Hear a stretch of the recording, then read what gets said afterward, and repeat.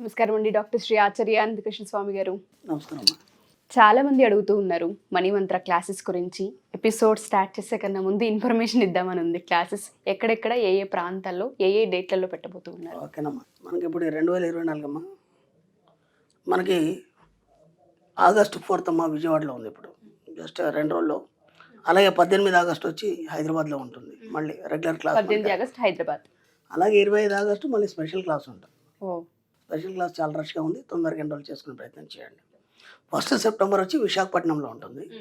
8 September వచ్చి తిరుపతిలో ఉంటుంది. అలాగే 15 సెప్టెంబర్ వచ్చి మళ్ళీ రాజమండ్రిలో ఉంటుంది.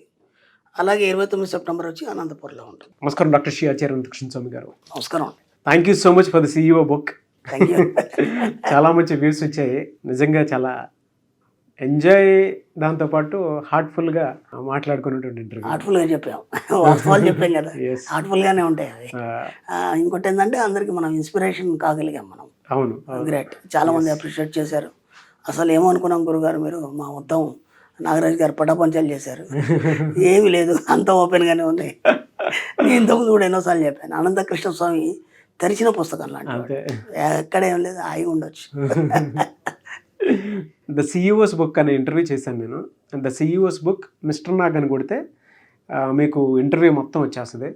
అనంతకృష్ణ స్వామి గారిది ఒకసారి చూడండి వాళ్ళు. అద్భుతమైనటువంటి డైలాగ్స్ ఉంటాయి. అండ్ ఆయన మాట్లాడినటువంటి విషయాలు, చాలా నేర్చుకోవాల్సిన పాఠాలు కూడా చాలా ఉన్నాయి. సో ఒకసారి చూడనటువంటి వాళ్ళు ఆ వీడియోని చూడండి దయచేసి పూర్తిగా. నేను కూడా రికమెండ్ చేస్తున్నాను. ఎందుకంటే నన్ను నేను చూసుకోవడంలో ఒక గమ్మత్ అనిపించింది నాకు. అసలు ఇలా చెప్పాను, మీరు ఎలా తీశారు మొత్తం లోపల నుంచి బయటికి కాలేదు. మామూలుగా సన్నగా మాట్లాడుకుంటూనే హాయిగా అన్ని బయటికి తీశారు. ఎక్సలెంట్. నిజంగా కూడా చెప్పాలంటే హార్ట్ఫుల్గా చేయడం జరిగింది. అసలు నాకు హాయి కూర్చున్నాను, ఏదో ఒక ఫ్రెండ్లీగా మాట్లాడుకున్నాం. దాంట్లో ఎన్నో వాస్తవాలు బయటకు వచ్చినాయి. ఎందరికీ మనం ఇన్స్పైర్ కాగలిగాము. చాలామంది అప్రిషియేట్ చేశారు. దాంతోపాటు ఏంటంటే వాళ్ళ జీవితంలో కూడా ఎన్నో మార్పులు మేము ఇక నుంచి చేసుకుంటాం. అంటే మనం డబ్బు గురించి ఎన్నోసార్లు చెప్తున్నాం కదండి. డబ్బు చెప్పగానే డబ్బు సంపాదించడం చాలా అయిపోయింది అనుకుంటారు వాళ్ళు. కానీ దాని వెనుక ఎంత మనం ఫేస్ చేయాల్సి ఉంటుంది.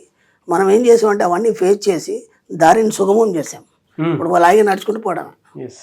అంతే కదా. Great sir.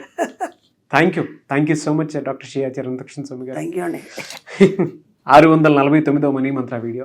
ఈ వీడియోలో ఏం చెప్తున్నారు అంటే, మనం డబ్బు సంపాదించాలి అనే ఒక ఆలోచన వచ్చినప్పుడు మనకి ఏముంటుందంటే, ఎలా సంపాదించాలి, ఎలా చేయాలి, ఇవన్నీ బోలెడు ఆలోచనలు వస్తాయి మనకి. ఇక్కడ విచిత్రం ఏంటంటే, మీరు ఎంత ఖర్చు పెడితే అంత డబ్బు వస్తుంది. ఇది మనం ఎన్నోసార్లు చెప్పినాం. అంటే ఒక వ్యక్తి యొక్క సంపదను మనం లెక్కెట్టాలంటే అతను ఖర్చు ఏం పెడుతున్నాడు అనేది చూడాలి. ఓకేనా? ఇప్పుడు ఒక సామాన్యుని తీసుకున్నాం మనం. అతను ఏం చేస్తాడంటే సింపుల్గా ఎవ్రీ మంత్ అతనికి ఎంత ఇంట్లో గ్రాసరీస్ కావాలో అవి మాత్రం తీసుకొస్తాడు. ఒక రెంట్ కట్టుకుంటాడు. డైలీ ఆఫీస్కి వెళ్తూ వస్తుంటాడు. లేదా మధ్యలో ఒక టీ తాగుతాడు. అవసరమైతే ఎప్పుడైనా టిఫిన్ చేస్తాడు. నెలకు ఒక్కసారి తినాలనిపిస్తే బిర్యానీ తింటాడు. అంతకన్నా కొత్తగా ఏం చేసేదే ఉండదు. దాన్ని బట్టి మనకి ఏమనిపిస్తుంది, ఆ మనిషిని చూస్తేనే వీడు మధ్యతరగతి పడరా, వీడు ఇంతకంటే ఎక్కువ ఏం చేయలేడా. అదే ఒక వ్యక్తి కారులో వెళ్తున్నాడు బ్రహ్మాండంగా, ఒక డ్రైవర్ ఉన్నాడు, వెనకాల ఒక 4 పరివారం ఉంది, లగ్జరీస్గా వెళ్తున్నాడు. ఎటు వెళ్తున్నాడో తెలీదు. మళ్ళీ సాయంత్రానికి 2 రోజులకు మాత్రం కనిపించాడు వాడు. ఎందుకంటే వాడికి ఫుల్ బిజినెస్ మ్యాగ్నెట్ కదా వాడు. కాబట్టి ఎటు తిరుగుతాడు అని తెలియదు. కానీ ఇంటికి వస్తాడు మళ్ళీ 3-4 రోజులకే కనుక కనిపిస్తాడు. అది కూడా బయట కనిపించాడు, జస్ట్ ఆ కారు దిగినప్పుడు కనిపిస్తాడు. ఇప్పుడు ఆ వ్యక్తిని చూసినప్పుడు మనకి ఏమనిపిస్తుంది, వాడు ధనవంతుడు కోటీశ్వరుడు అనిపిస్తుంది లేదు. అంటే ఆ ఖర్చును బట్టి వాడి యొక్క సంపాదన మనం గెస్ చేయొచ్చు. అర్థమైందా? కాబట్టి ఇప్పుడు మనకు సంపాదన కావాలన్నప్పుడు మనం ఏం చేయాలి, ఖర్చును పెంచుకోవాలి. ఇది వినడానికి కొద్దిగా ఎలా పాసిబుల్ అవుతుంది అనే ఒక ఆలోచన వస్తుంది మనకు. కానీ ఇక్కడ గమ్మత్ ఏంటంటే, మన సబ్జెక్ట్లో మనం ఎంత ఖర్చు పెడితే అంత డబ్బు వస్తుందని చెప్పడానికి కూడా కారణం అదే. అంటే ఒక ఖర్చు మనిషి యొక్క ఇన్కమ్ని నిర్ణయిస్తుంది. ఇది సూత్రం. ఇది అర్థమైందా? ఈ సూత్రాన్ని పట్టుకొని మనం ఏం చేయాలంటే మెల్లిగా మన ఖర్చును పెంచుకోవాలి. ఓకేనా? ఇప్పుడు ఏం చేయాలి, మనం ప్రతి నెల ఎప్పుడైతే ఏవైతే గ్రాసరీస్ అవి కొంటున్నామో కాకుండా అదనంగా కొత్త వాటిని కొనే ప్రయత్నం చేయాలి. ఓకేనా? ఆ తర్వాత ఏం చేయాలి, ప్రతి నెల ఒక కొత్త వస్తువును మనం స్వీకరించేటట్టు, అంటే ఏదైనా ఒక కొత్త వస్తువు మన ఇంట్లోకి రావాలి. నేను ఇంతకుముందు కూడా చెప్పాను, స్టార్టింగ్లో చెప్పాను, మనం ఈ యాటిట్యూడ్ని మనం అలవాటు పరచుకోవాలన్నప్పుడు మనం ఏమేం చేయాలనే దాంట్లో కొన్ని భాగంగా ప్రతి 6 నెలలకు ఒకసారి మన ఇంట్లో ఉన్న ఫర్నిచర్ని మార్చాలి. అంటే ఉన్న ప్లేస్ నుంచి అయినా మార్చాలి, అంటే ఒక కొత్త వస్తువుని తీసుకొచ్చి పెట్టాలి, అంటే కర్టెన్స్ మార్చుకోవాలి. ఓకేనా? దానివల్ల ఏమవుతుందంటే ఆ కొత్తదనాన్ని మన సబ్కాన్షియస్ మైండ్ గ్రహించి ఇంకా కొత్తనైనటువంటి సృజనాత్మక ఆలోచనలు నీకు ఇవ్వడం జరుగుతుంది. ఎస్, అర్థమైందా? లేకపోతే ఒకే రకంగా మనం ఎప్పుడు అదే టేబుల్, అదే ఇల్లు, అదే కట్టెను, ఇంకా కలర్ కూడా మారకపోతే మన కళ్ళు దాన్నే పట్టుకొని చూసి కొత్తదనాన్ని ఎప్పుడు కూడా కోరుకో. ఇప్పుడు ఏమైంది, అప్పుడు ఒక కొత్తదనాన్ని అట్మాస్ఫియర్ని మనం క్రియేట్ చేసుకోవడం వల్ల ఏమవుతుందంటే మన కళ్ళు దాన్ని ఆకర్షించి మన మైండ్కి తెలుపుతాయి. ఎప్పుడైతే మైండ్కి తెలుపుతాయో అది కొత్తదనాన్ని స్వీకరించడం మొదలవుతుంది మెల్లిగా మెల్లిగా మెల్లిగా. అందుకని ప్రతి నెల ఏం చేయాలి, మన ఖర్చును పెంచుకోవాలి ఏదో రకంగా. ఇప్పుడు మనం నెలకు ఒక్కసారి ఏదో హోటల్కి వెళ్ళేసి మనమే హాయిగా ఒక బిర్యానీ తినేసి వస్తాం, మన ఫ్యామిలీని ఎవరు తీసుకెళ్ళాలి? అందుకే మనం మా క్లాస్కి వచ్చిన వాళ్ళకి మనం సబ్జెక్ట్లో ఒక రూల్ పెట్టాం, ఏంటంటే ప్రతి నెల ఖచ్చితంగా ఫ్యామిలీని తీసుకొని ఒక మంచి గ్రేట్ రెస్టారెంట్, అంటే ఒక 5 స్టార్ హోటల్ లెవెల్లో ఒక రెస్టారెంట్కి వెళ్ళి పిల్లలతో పాటు సరదాగా ఫోటో పెట్టాలి. ఓకే, అది ఎంత బాగుంది. అది ఇప్పుడు ఏమైంది, అప్పుడు మనం ఖచ్చితంగా ఈ నెల చేయాలన్నారు కాబట్టి ఎప్పుడు వెళ్ళాలి ఎప్పుడైనా ఒక ఆతృత ఉంటుంది, పిల్లలు కూడా ఒక ఎగ్జైటింగ్ ఉంటుంది. ఒకసారి తీసుకెళ్ళి వచ్చిన తర్వాత పిల్లలు మళ్ళీ అడుగుతారు, నాన్న ఎప్పుడు వెళ్దామని చెప్పి. 3-4 సార్లు అడగానే కరెక్టే కదా మనం చేయాలని ఒక ఆలోచన వస్తుంది. ఇప్పుడు ఏమైంది, ఒక నెలలో 2 సార్లు కూడా పోవచ్చు. దాంతో ఏమైంది, ఖర్చు పెరిగింది. ఇప్పుడు ఏమైంది, దానికి తగ్గ యాటిట్యూడ్ నీ లోపల అలవాటు, దానికి తగ్గ సంపాదన వస్తుంది. ఇప్పుడు నువ్వు ఒకసారి పోయినావు, అంతకుముందు ఎప్పుడు కూడా పోలేదు, ఒకసారి పోయినావు అంటే నీకేమనిపింది, అక్కడ వెళ్తే అక్కడ ఖర్చు పెట్టారు కాబట్టి ఇంకోసారి పోయాలని ఆలోచన వచ్చింది. అవును, ఆలోచన డబ్బును ఆకర్షిస్తుంది. అర్థమవుతుందా? ఆలోచన డబ్బును ఆకర్షిస్తుంది. డిజైన్ చేసుకోవాలి నీ ఆలోచనని, నా డబ్బును ఆకర్షిస్తుంది. ఇప్పుడు మళ్ళీ ఏం చేశారు, మళ్ళీ నీ ఖర్చును పెంచుకోవాలి. ఒక టూర్ వెళ్తున్నారు, మళ్ళీ మీ ఖర్చును పెంచుకోవాలి. ఒక కార్ని కొంటున్నారు, మళ్ళీ మీ ఖర్చును పెంచుకోవాలి. ఒక ఇల్లు, లగ్జరీస్ ఇల్లు కొంటున్నారు.